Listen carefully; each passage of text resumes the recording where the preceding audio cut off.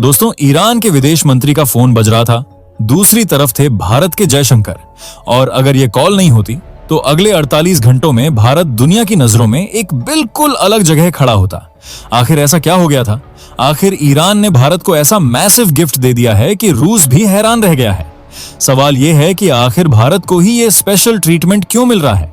दरअसल ईरान और इजराइल के बीच बारूद की गंध अब पूरी दुनिया में फैल रही है, और यकीन मानिए पिछले 24 घंटों में जो कुछ भी हुआ है उसके केंद्र में हमारा प्यारा भारत भी खड़ा है। क्या अमेरिका भारत के मिलिट्री बेस का इस्तेमाल कर रहा है? क्या भारत को रूस से कोई गुप्त खजाना मिलने वाला है? चलिए आज की इस उलझी हुई कहानी की एक एक परत खोलते हैं। कहानी शुरू होती है अमेरिकी मीडिया के एक सनसनीखेज दावे से। दावा यह कि अमेरिका भारत के मिलिट्री बेस का इस्तेमाल कर रहा है। बात यही नहीं रुकी। हिंद महासागर में एक ईरानी जहाज जो भारत के साथ नेवल एक्सरसाइज खत्म करके अपने देश लौट रहा था, उसे अमेरिका ने निशाना बना लिया। इस हमले में काफी नुकसान हुआ है। अब सवाल यह था कि क्या ईरान इसे भारत की मिलीभगत समझेगा? यहीं एंट्री होती है भारत की शानदार डिप्लोमेसी की। हमारे विदेश मंत्री एस जयशंकर ने तुरंत मोर्चा संभाला और बिना देर किए ईरान के विदेश मंत्री को फोन घुमा दिया। भारत की विदेश नीति की जितनी तारीफ की जाए कम है। एक तरफ प्रधानमंत्री मोदी ने इजराइल के प्रधानमंत्री से बात की, तो दूसरी तरफ जयशंकर जी ईरान को यह समझाने में जुटे हैं कि भारत इस युद्ध से कोसों दूर रहना चाहता है। मकसद साफ है, भारत नहीं चाहता कि ईरान हमें गलत नजरिए से देखे। रणनीति, जो काम चीन कर रहा है, यानी खुद को युद्ध से बचाकर अपने हितों को सुरक्षित रखना, वही मास्टर स्ट्रोक भारत भी खेल रहा है। इसी संदेह को दूर करने के लिए कॉल आई, क्योंकि अगले 48 घंटों में अगर ईरान भारतीय जहाजों को हॉर्मुज में रोकता या हमला करता तो भारत दुनिया भर में यूएस का प्रॉक्सी या सहयोगी नजर आता। भले ही आधिकारिक तौर पर जयशंकर ने डिटेल्स नहीं बताई, लेकिन एक्सपर्ट्स की माने तो इस कॉल का असली मकसद हॉर्मुज के मुहाने पर फंसे हमारे जहाजों और नाविकों की जान बचाना था। उस वक्त भारत के 27 से 37 जहाज वहां फंसे हुए थे और ईरान ने धमकी दी थी कि वह सभी जहाजों को रोक देगा। लेकिन कमाल देखिए, इस कॉल के तुरंत बाद बाजी पलट गई।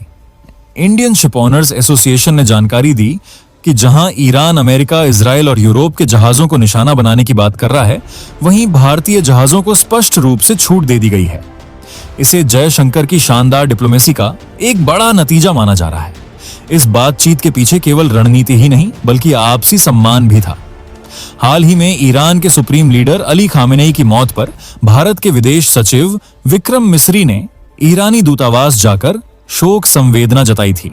माना जा रहा है कि भारत के इस भावुक और कूटनीतिक कदम का जिक्र भी इस महत्वपूर्ण कॉल के दौरान हुआ होगा, जिसने बर्फ पिघलाने का काम किया। अब बात करते हैं दुनिया की उस नस की जिसे दबाते ही पूरी दुनिया कराह उठेगी, स्टेट ऑफ हॉर्मुज। दुनिया का 20% तेल इसी रास्ते से गुजरता है। चीन और भारत की चालाकी, चीन ने ईरान से डील कर ली है कि उसके जहाजों को नहीं रोका जाएगा।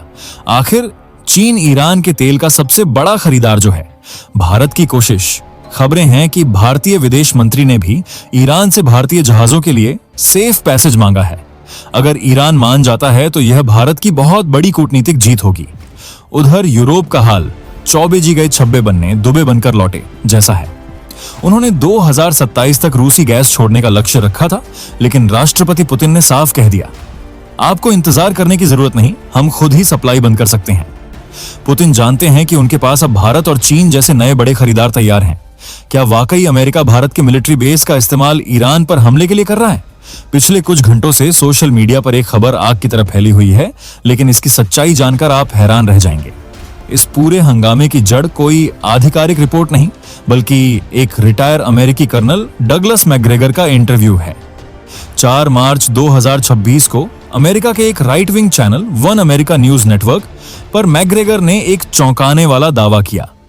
उन्होंने कहा कि ईरान ने मिडिल ईस्ट में अमेरिकी ठिकानों को इतना नुकसान पहुंचाया है कि अब अमेरिकी नेवी पूरी तरह से भारत और भारतीय बंदरगाहों पर निर्भर हो गई है। मैकग्रेगर, जो ट्रंप प्रशासन में सलाहकार रह चुके हैं और अपने विवादित बयानों के लिए जाने जाते हैं, उन्होंने यहां तक कह दिया कि नेवी के पास अब कोई और रास्ता नहीं बचा है।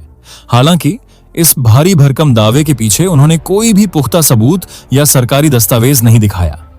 जैसे ही यह वीडियो क्लिप बाहर आई, सोशल मीडिया पर यूएस मीडिया क्लेम के नाम से इसे वायरल कर दिया गया। लोग कहने लगे कि भारत ने अमेरिका को ईरान पर स्ट्राइक करने के लिए अपने बेस दे दिए हैं। देखते ही देखते एक निजी इंटरव्यू की बात एक अंतरराष्ट्रीय अफवाह में बदल गई। जैसे ही यह फेक न्यूज फैलनी शुरू हुई, भारत सरकार ने तुरंत मोर्चा संभाला। विदेश मंत्रालय और पीआईबी फैक्ट चेक ने साफ शब्दों में इस दावे को पूरी तरह से फर्जी, मनगढ़ंत और गुमराह करने वाला करार दिया। एमईए की सफाई। 4 मार्च को जारी प्रेस रिलीज में साफ कहा गया कि मैग्रेगर के बयान का सच्चाई से कोई लेना देना नहीं है। भारत का कोई भी बेस अमेरिकी हमलों के लिए इस्तेमाल नहीं हो रहा है। सरकार ने एक बार फिर दोहराया कि भारत की जमीन, आसमान या बंदरगाहों का इस्तेमाल किसी तीसरे देश के खिलाफ सैन्य हमले के लिए कभी नहीं किया जाता। अमेरिका के साथ हमारा रक्षा सहयोग केवल साझा युद्ध अभ्यास, ईंधन भरने और लॉजिस्टिक सपोर्ट तक ही सीमित है। ये कोई सैन्य गठबंधन नहीं है। दुनिया के सबसे खतरनाक समुद्री रास्ते पर ताला लग गया है। अमेरिका रुका, यूरोप रुका, इजराइल रुका, लेकिन एक देश के जहाज को ईरान ने खुद कहा, आपके लिए रास्ता खुला है। वो देश कौन है और ईरान को आखिर क्या मिला इस बदले में? दोस्तों, पूरी दुनिया इस वक्त एक भीषण एनर्जी क्राइसिस यानी ऊर्जा संकट की आग में झुलस रही है। लेकिन इस संकट के बीच भारत के लिए एक ऐसी खबर आई है जिसे सुनकर दुनिया के कई देश हैरान हैं। रूस के बाद अब ईरान ने भारत को एक बहुत बड़ा और मैसिव गिफ्ट दे दिया है। रूस ने तो पहले ही कह दिया था कि आपको जितना तेल चाहिए हम अनलिमिटेड सप्लाई देने को तैयार हैं। कल तो रूस ने यहां तक कह दिया कि 9.5 मिलियन बैरल्स तेल तो भारत के समुद्री तटों के आसपास ही घूम रहा है। बस दिल्ली से एक इशारे की देर है और कुछ ही हफ्तों में डिलीवरी आपके द्वार पर होगी। लेकिन असली धमाका किया है ईरान ने। ईरान ने एक ऐसा बयान दिया है जिसने पश्चिमी देशों की नींद उड़ा दी है। ईरान ने साफ कर दिया है कि स्ट्रेट ऑफ हॉर्मूज का रास्ता अमेरिका, इजराइल और यूरोपीय देशों के लिए तो बंद रहेगा, लेकिन भारत के लिए यह रास्ता पूरी तरह खुला है।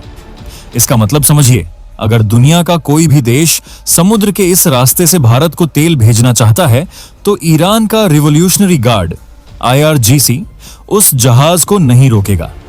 चीन के लिए यह रास्ता पहले ही खुला था और अब भारत को भी यह ग्रीन सिग्नल मिल गया है। अब सवाल उठता है कि ईरान भारत पर इतना मेहरबान क्यों है? इसके पीछे 3 बड़े कारण हैं। Chabahar port. भारत और ईरान की स्ट्रैटेजिक पार्टनरशिप चाबहार पोर्ट को लेकर बहुत पुरानी है। पुराना रिश्ता। भारत ऐतिहासिक रूप से ईरानी कच्चे तेल का सबसे बड़ा खरीदार रहा है। हमने उनकी इकोनॉमी को मुश्किल वक्त में संभाला है। एशियाई ताकत। ईरान नहीं चाहता कि वह अपने एशियाई ग्राहकों जैसे भारत और चीन से कोई दुश्मनी मोल ले। वह अपनी लड़ाई सिर्फ पश्चिमी देशों तक ही सीमित रखना चाहता है। बात सिर्फ तेल की नहीं है, बात गैस यानी LNG की भी है। रूस ने तो LNG ऑफर की ही थी, लेकिन अब ऑस्ट्रेलिया और कनाडा भी रेस में कूद पड़े हैं। अभी भारत अपनी LNG की जरूरतों के लिए कतर पर बहुत ज्यादा निर्भर है। हम हर दिन लगभग 195 million standard cubic metre gas मंगवाते हैं, जिसमें से करीब 28 से 30% सिर्फ कतर से आती है। अब ऑस्ट्रेलिया, जो दुनिया के टॉप 3 एक्सपोर्टर्स में है, और कनाडा, जिसके पास विशाल गैस भंडार हैं, भारत को अपनी तरफ खींच रहे हैं। लेकिन दोस्तों, इस चमकती तस्वीर के पीछे कुछ कड़वे सच भी हैं।